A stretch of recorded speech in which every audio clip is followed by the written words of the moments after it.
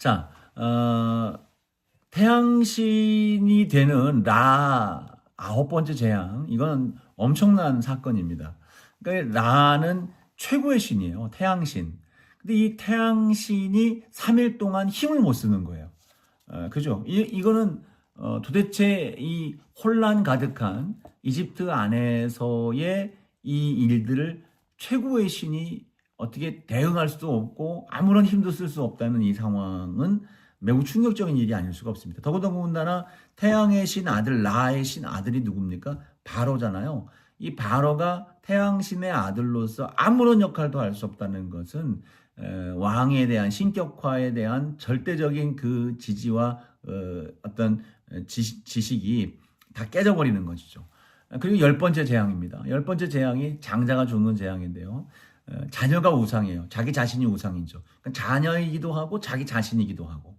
이것을 깨뜨려 버리는 것은 최고의 우상을 깨뜨려 버리는 거예요. 그러니까 사실 사람들이 우상을 만드는 이유가 무엇입니까? 성경에 이제 신명기 4장에서도 우상을 만드는 의미를 표현하실 때에 자기를 위하여 만들었다는 표현을 써요. 자기를 위하여 만들었다. 그러니까 우상, 하나님을 믿는 믿음, 예수 그리스도 이외의 다른 것들은 다 자기를 위한 것이라고 볼 수가 있는 겁니다. 자기를 위하여 세워가는 것들. 그러니까 자기를 위하여 살아가는 것이 결국 우상의 존재 목적이죠. 그 자기를 위한 것들을 그렇게 살아가는 삶들 속에 그 장자를 치는 거예요. 그리고 그의 모든 생명 여탈권, 생사화복이 하나님께 있다는 사실을 보여주는 것이죠. 이것이 그들을 무너지게 만드는 요소가 되는 겁니다. 자, 그 이후에 이제 이 재앙이 있을 때마다 바로의 반응과 태도가 있는데요. 바로의 반응은 일반적으로 강팍하고 완악합니다. 이것이 근데 세 단어를 써요. 하나는 하자크, 카베드, 카샤라고 하는 세 단어인데 하자크라고 하는 단어는 굳어지는 거예요. 딱딱해지는 거고요. 카베드는 무거워지는 거예요. 막 움직이지 않는 걸 얘기를 하는 거예요. 카샤는 완고해지다라고 하는, 거칠다라고 하는 그런 의미를 갖고 있는 건데요. 다섯 가지 재앙까지는 이 주체가 누구냐면 바로예요. 바로 스스로가 하자크하고 바로가 카베드하고 바로가 카샤하는 거예요. 바로가 굳어지고 바로가 무겁게 움직이지 않고 바로가 완고해지고 거칠어지는 건데, 재밌는 것은요. 여섯 번째 재앙부터는 여호와 하나님이 주체가 되는 거예요. 주어가 돼요. 그러니까 하나님이 바로의 마음을 강팍하게 하시고 하나님이 바로의 마음을 완악하게 하시고 이렇게 해나간단 말이에요. 여러분들에게 표를 드려요. 이것도 표인데 이 이제 10가지 재앙 속에서 담겨 있는 어떤 반응과 의미와 이런 내용들이 참 흥미롭습니다. 자, 처음 물을 피로하게 한 그 사건 속에, 그 이적 속 재앙 속에서 7장 22절을 보세요. 7장 22절을 보면 중간에 바로의 마음이 완악하여 그들의 말을 듣지 아니하니 이렇게 돼 있어요.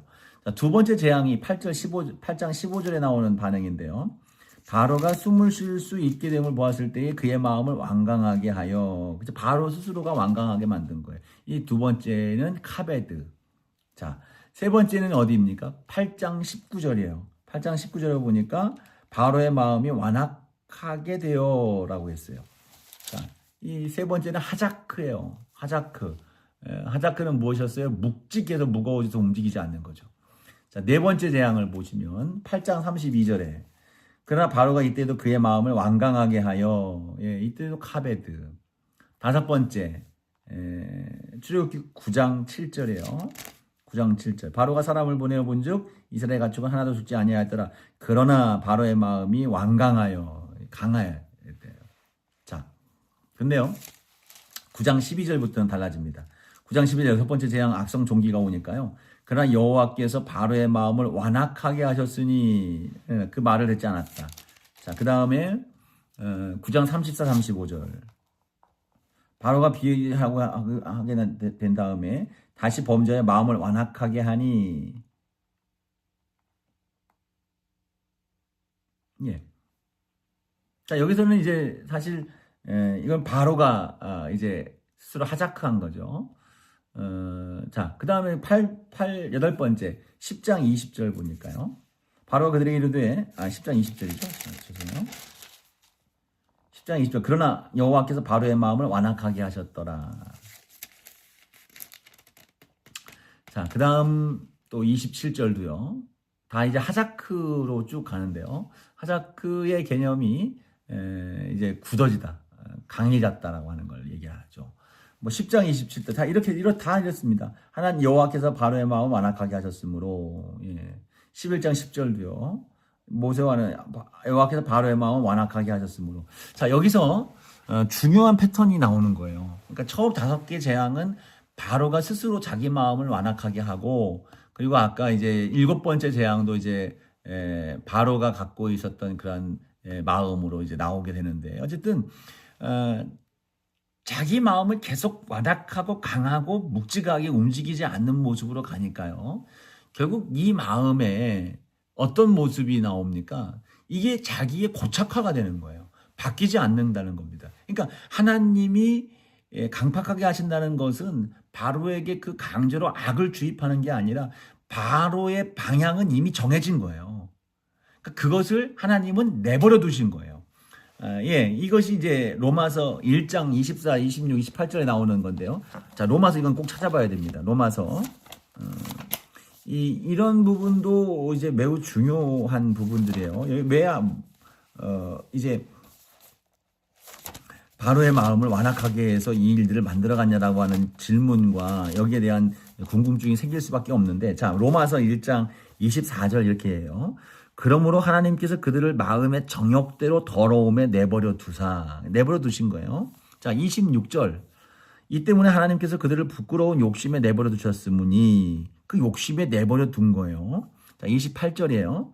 또한 그들이 마음에 하나님 두기를 싫어하며 하나님께서 그들을 그 상실한 마음대로 내버려 두사 합당하지 못한 일을 하게 하셨으니. 자, 합당하지 못한 일을 하게 하셨다는 것이 지금 하나님이 하셨다는 표현처럼 들리지만 실상 그 앞을 보세요. 그들을 상실한 마음대로 내버려 뒀다는 거예요. 내버려 뒀더니 그들이 그대로 갔다는 거죠. 자, 지금 이 바로에게도 마찬가지예요. 바로가 처음부터 하나님이 이 바로의 마음을 완악하게 만들어서 아예 애시당초 용납하지 않도록 만들어 갔다는 의미가 아닙니다. 바로는 이미 방향이 정해졌어요. 돌이킬 수 없어요. 이게 죄의 가속성이에요. 죄를 처음에는 갈팡질팡해서 어쩔 수 없이 들어갔다 치더라도 이것이 한 번, 두 번, 세 번, 네 번 반복이 되면 이 죄가 고착이 되고, 고착된 죄는 계속해서 가속이 됩니다. 그래서 이게 돌이킬 수가 없는 거예요. 돌이켜지지가 않는 겁니다. 그래서 초기가 중요한 거예요. 여기 로마서에서 말씀하고 있는 것처럼 하나님은 이제까지 계속해서 그에게 회유하고 상황을 보여주시고 했지만 그 마음이 결정이 되어 돌아서지 못하는 겁니다. 이것을 완고한 표현으로 전체적 모든 것을 통치하고 다스리는 주권적 태도로서의 표현으로서 하나님이 그것을 방임하셨다. 내버려 두셨다는 거예요. 내버려 두셨다. 그래서 그는 그렇게 나가게 되는 것입니다. 자, 예를 들어서 또 하나 이제 이런 유형의 것들을 우리가 생각할 때 뭘 생각할 수 있냐면, 유다예요. 유다가 이 표현을 보면 성경에 그 안에 사단이 들어갔다라는 표현과 동시에 주님이 주셨다는 마음도 이제 말씀을 하고 있어요. 근데 그렇다면 이 가룟 유다가 예수님을 팔도록 그를 이용한 거 아니냐라고 이야기를 할 수가 있어요. 근데 그렇지 않습니다. 이 마찬가지예요. 마찬가지 개념입니다. 이미 요한복음인가요? 어느 부분이죠? 유다가 이 마음속에 도둑이라고 하는 표현을 써요. 그 복음서 중에 이제 한 부분에서 제가 갑자기 지금 이 부분은 제가 생각지도 않았던 부분이기 때문에 이 부분을 지금 정확하게 제가 전달해 드릴 수가 없는데, 복음서 중에 한 복음서가 누가복음인지 요한복음인지 속에서 그런 도적이라라고 하는 표현을 써요. 그러니까 향유를 깨뜨려서 예수님께 부어드리는 그 상황 속에서 유다가 이제 이걸 팔아서 어려운 사람들을 도왔으면 좋았을 걸이라고 하는 이야기를 할 때에 성경은 그의 존재를 도둑으로 이해를 하고 보고 있어요. 그것이 이제 정말 아까운 그 사람들을 돕기 위함이 아니라 그것이 자기의 욕심 속에서 아까운 거죠. 이미 그는 이제 물질적으로라든가 여러 가지 이제 악한 마음들이 그 안에 담겨져 있는 겁니다. 그는 또한 예수님에 대해서 실망했던 사람이에요. 그러니까 예수님에 대해서 이미 그가 예수님을 팔고자 작정을 하고 그 예수님의 몸값을 흥정한 과정이 이미 이전에 이제 시향이 됐단 말이에요. 그래서 예수님이 그에 대해서 그러한 마음을 갖고 그의 완악함 속에 있는 그것을 예수님이 방임을 하신 거예요. 내버려 두시는 거예요. 근데 그냥 내버려 두신 것이 아니라 이미 알고 계심을 유다로 하여금 알게 만들어 갖췄죠. 마가의 다락 마지막 만찬에서 6월절 만찬에서 내가 할 일을 해라라고 하면서 이제 그의 존재 스스로 너가 예수님 나를 팔 것이다라고 하는 것에 대해서 내가 알고 있어라고 하는 것을 여러 번 주지를 시켜줍니다. 근데 그럼에도 불구하고 유다는 그 길로 자기가 할 일을 하려 가는 거예요. 이게 죄의 속성이란 말이죠. 만약에 억지로라도 이 유다를 멈춰 서게 만들었을 수 있죠. 그죠? 이 유다는 이용당하지 않고 그냥 내버려 둘 수도 있어요. 그러면 예수님이 사셨을까요? 아니, 저는 그렇게 보지 않습니다.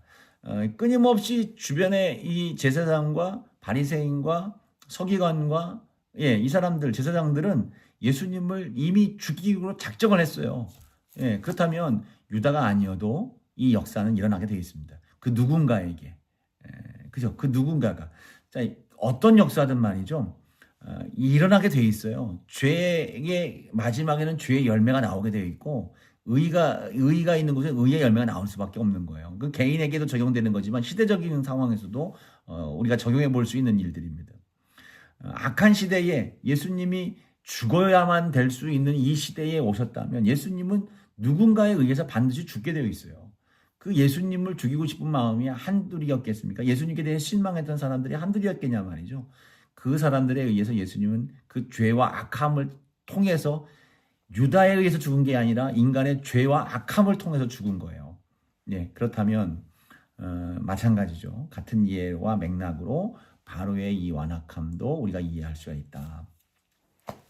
자, 그렇습니다.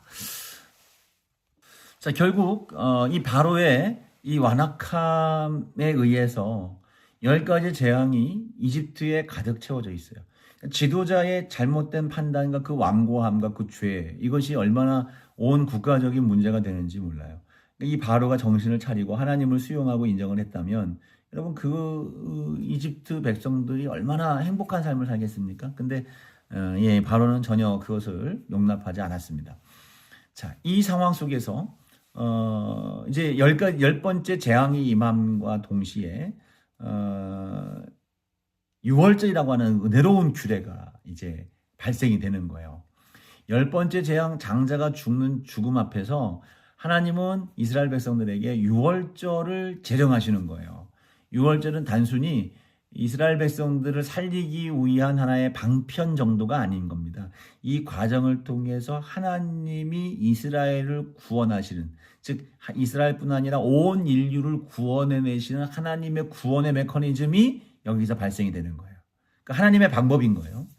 자, 그래서 이것을 출애굽기 12장 14절 말씀을 보니까 이 6월절 규례, 6월절의 규례를 말씀하시면서 12장 14절 너희는 이날을 기념하여 여호와의 절기를 삼아 영원한 규례로 대대로 지키게. 영원한 규례가 되어야 된다.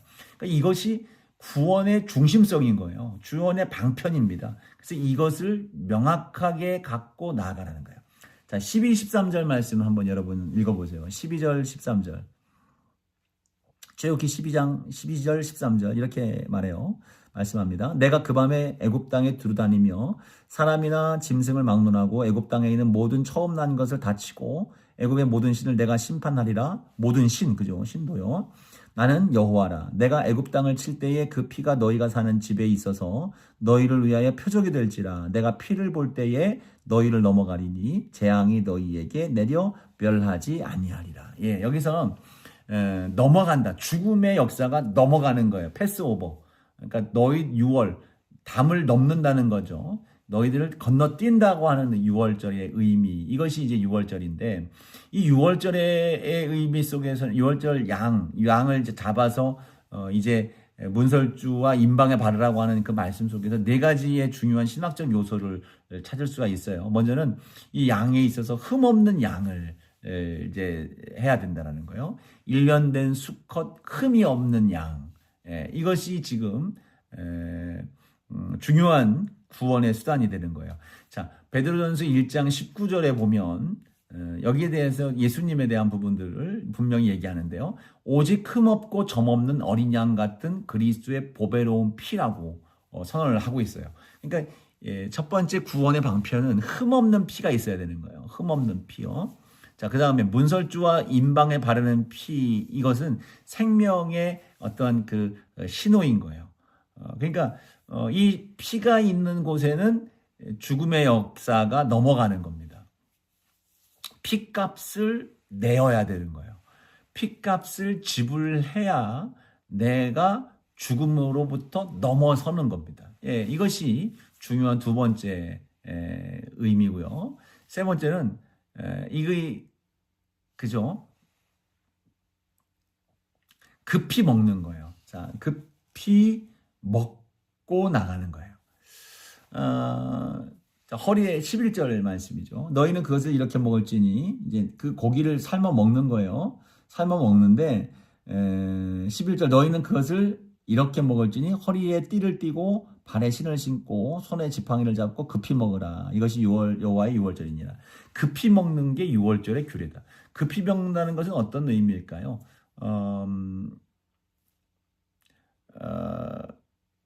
긴급성이죠. 긴박함. 구원을 미룰 수 없다는 거예요. 그러니까 지금 당장 급히 이루어져야 될, 또 즉각적으로 이루어져야 될 은혜다라고 하는 것을 의미하는 표현이죠. 네 번째는 무교병이 있어야 되는 거예요. 누룩 없는 빵 7일간 먹어야 되는 거예요. 누룩 없는 빵. 그러니까 누룩이 담겨 있지 않은 빵. 누룩은 부패, 옛날 것, 이런 것들의 상징이 돼요. 그 누룩을 제거한다는 것은 정결함을 얘기를 하죠. 깨끗한 걸 거룩함을 얘기를 해요. 그래서 누룩이 있는 것은 예전에 노예의 삶이고 옛 정체성이에요. 이집트에서의 삶, 하나님 없는 삶이죠. 여기서부터 완전히 깨끗이 씻기움을 받는 거예요. 누룩이 없이. 그래서 이제는 새로운 존재로서 새로운 존재로서 새로운 삶을 살 것에 대한 부분들을 말하고 있는 거죠. 그러니까 고린도전서 5장 7절도 한번 봤으면 좋겠어요. 고린도전서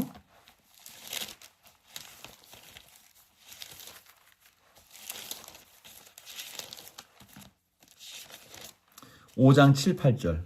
5장 7절 8절 말씀 제가 읽어드릴게요. 너희는 누룩 없는 자인데 새 덩어리가 되기 위하여 묵은 누룩을 내버리라. 우리의 유월절 양 곧 그리스도께서 희생되셨느니라. 자, 여기서 보죠. 너희는 누룩이라는 거예요.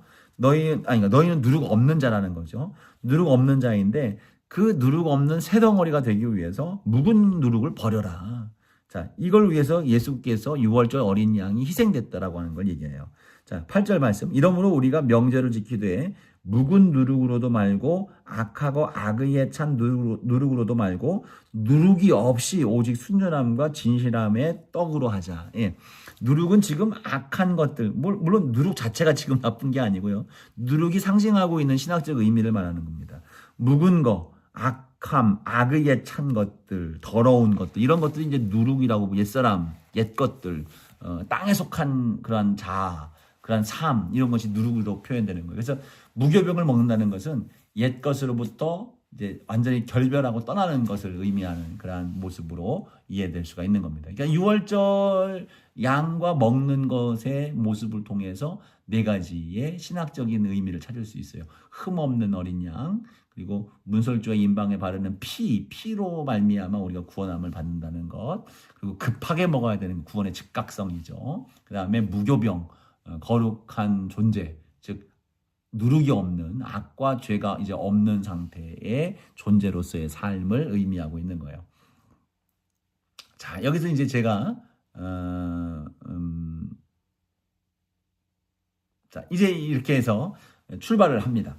자, 출발을 하는데 여기서 이제 그 이스라엘 백성들이 나오는 숫자에 대해서 이제 사람들이 또 여러 이제 추정들이 많아요. 이 대체 나온 사람들이 몇 명이냐, 얼마나 되느냐라고 하는 것들에 대한 이해들이 조금씩 다르게 되어 있습니다.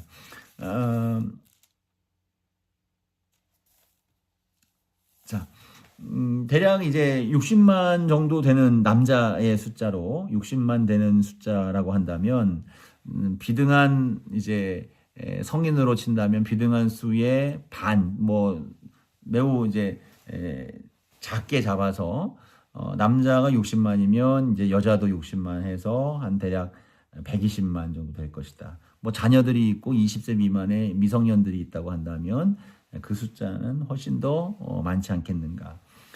그리고 이제 나오는 과정 속에서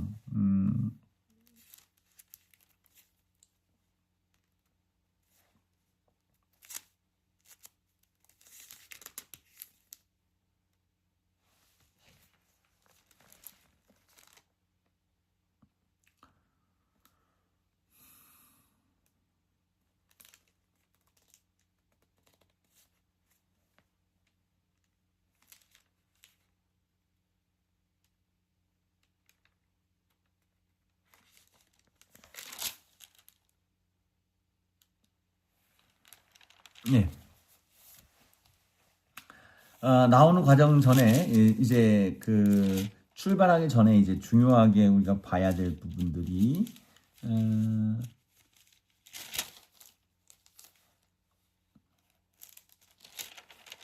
이 장자가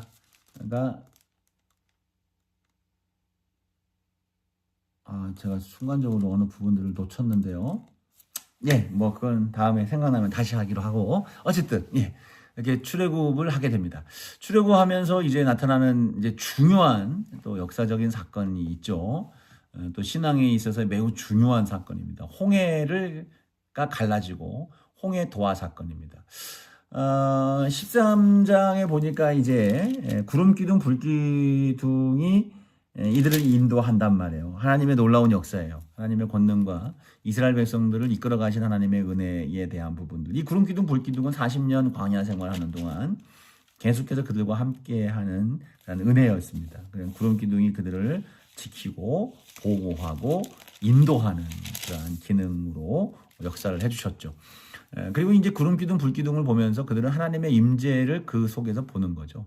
하나님의 임재, 하나님의 함께하심이 저 실존적 자연의 현상과 증상, 현상을 통해서 그들은 하나님이 우리와 함께 한다는 사실을 늘 인지하며 걸어가게 되는 겁니다. 근데 사실 이스라엘 백성들이 이 은혜가 있음에도 불구하고 이제 죄를 짓고 원망하고 하나님을 망각하고 하는 그것이 있다는 것은 너무나도 익숙해지는 거죠. 그냥 자연스러운 일상의 현상으로만 보지 하나님의 그 은혜의 규모와 크기와 감사한 내용들에 대한 부분들을 망각하고 산다는 것이 이미 안타까운 부분들이죠. 근데 우리의 삶도 사실 그게 마찬가지 아닙니까? 우리 십자가를 바라볼 때에 그 십자가가 우리의 큰 은혜지만 십자가가 늘 언제나 함께하고 예수 그리스도의 하나님의 말씀이 우리와 함께하고 있지만 우리도 너무 익숙해지잖아요. 그래서 어느 때 이제 처음 예수님을 믿을 때는 십자가 앞에서 또 갖는 태도,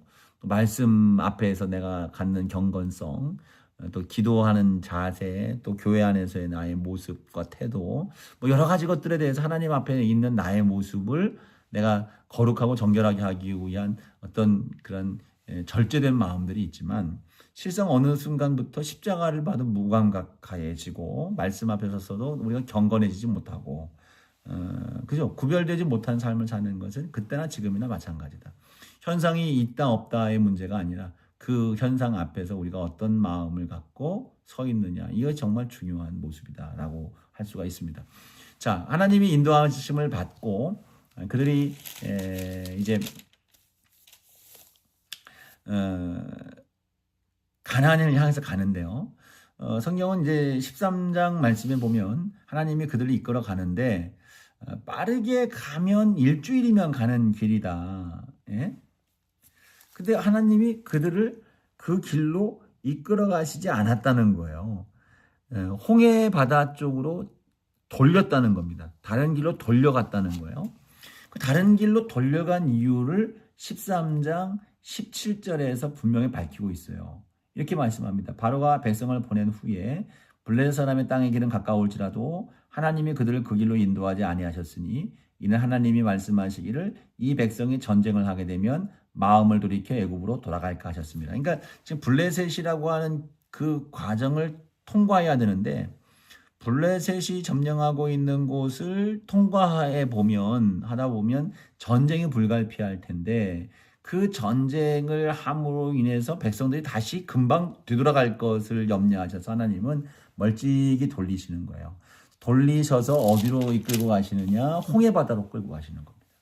돌아갈 수 없는 상황으로 가는 거예요. 홍해바다로 갔고 뒤에서는 애굽 뒤에 군대가 공격해 쫓아오는 그러한 과정 속으로 이끌어 가시는 거예요. 자, 이것은 하나님의 계획이죠. 가셔서 뭘 보고자 하는 겁니까? 홍해바다의 속에서 앞뒤가 막혀 있는 위기의 상황 속에서 그들을 건지시는 하나님의 은혜를 보게 만들어 가시는 겁니다. 자, 이 속에서 이제 드디어 이제 모세를 통해서 기적과 같은 일들이 보이기 시작합니다. 14장으로 넘어가 보세요. 14장으로 넘어가 보면 14장 13절 말씀에 보니까 이제 10절 이하에 보니까 바로의 군대가 뒤쫓아온다는 소식이 들어왔겠죠. 그때에 심히 두려워해서 하나님께 부르짖었어요.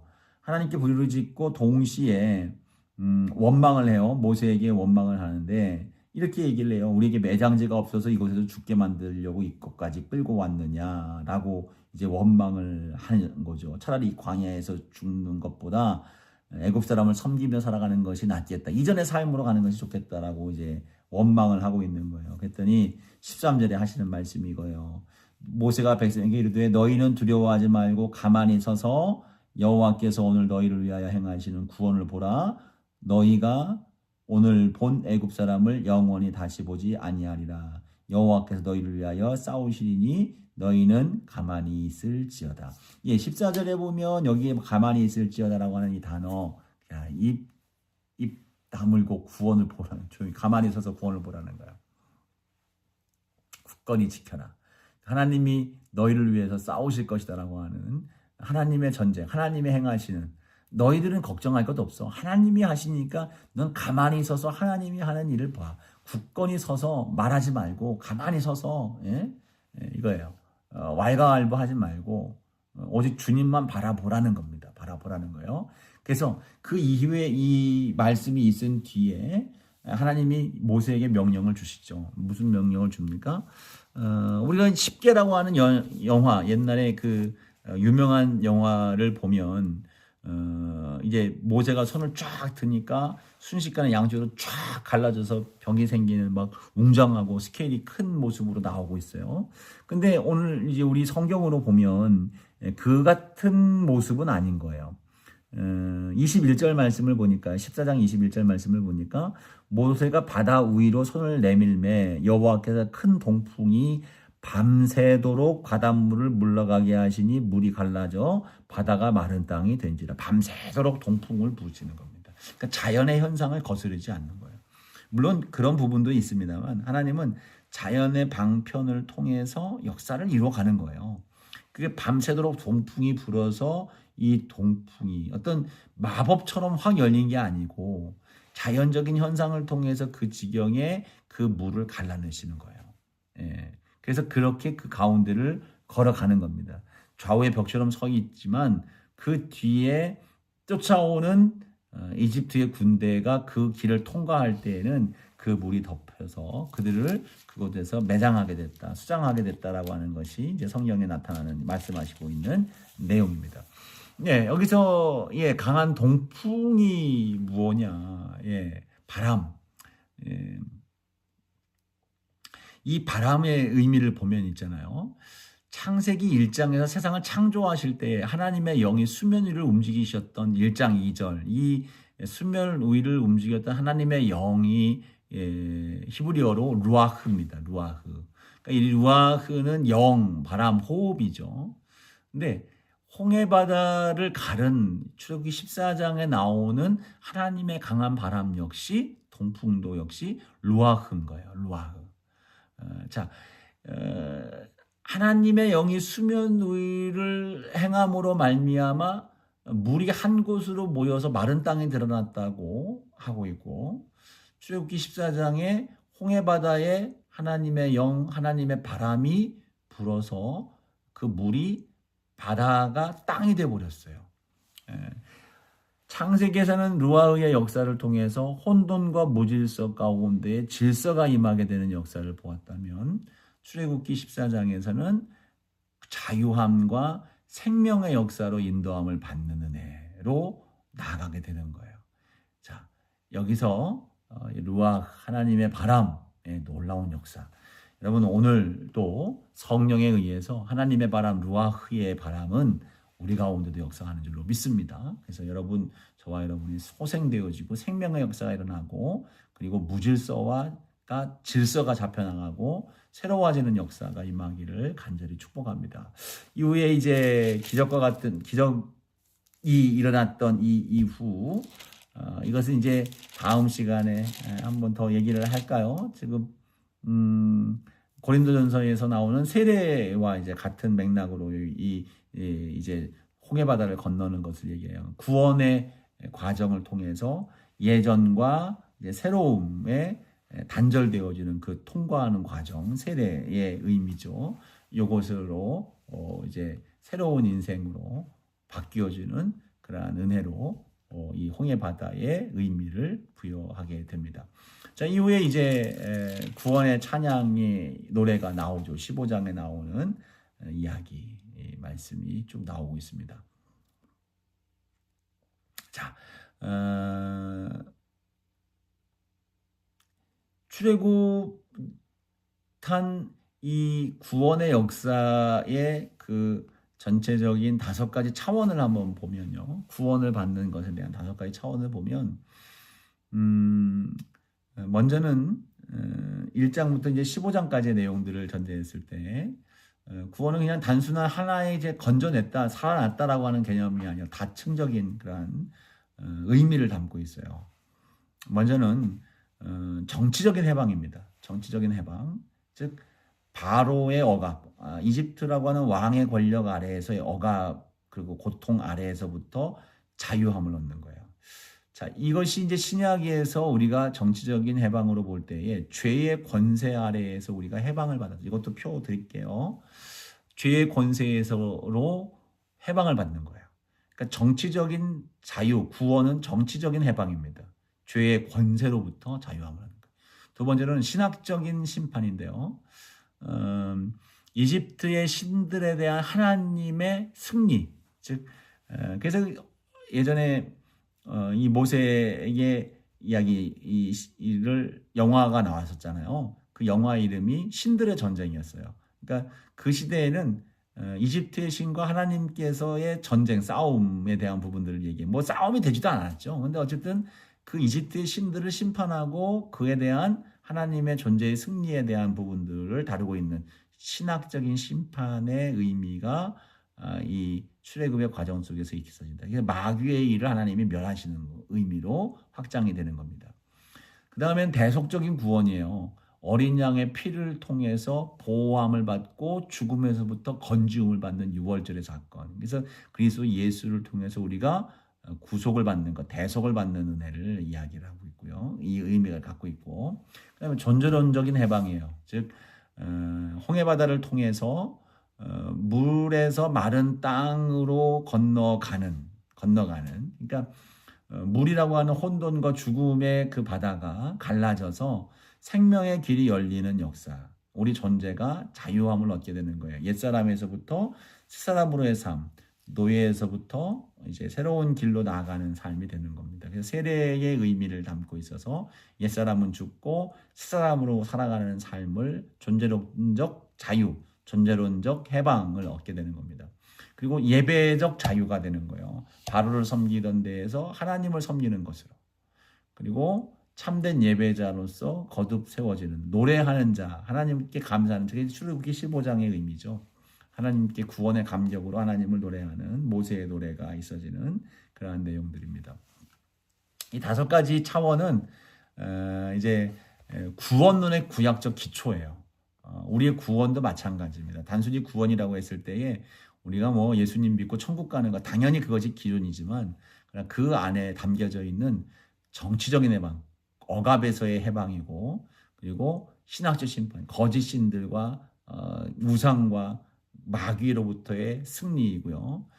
어린 양의 피를 통한 구원이고 그리고 존재적으로 죽음에서 생명으로 옮겨가고 옛사람에서 새사람으로 바뀌어지는 은혜이며 우리가 참되게 하나님을 예배하는 예배자로서의 삶의 새로운 시작이다. 이것이 구원, 구약에서의 홍해 유월절과 홍해바다 사건, 출애굽의 사건을 통해서 우리에게 전달해주고 있는 구원의 참된 내면과 의미이다라고 하는 것을 우리는 볼 수가 있습니다.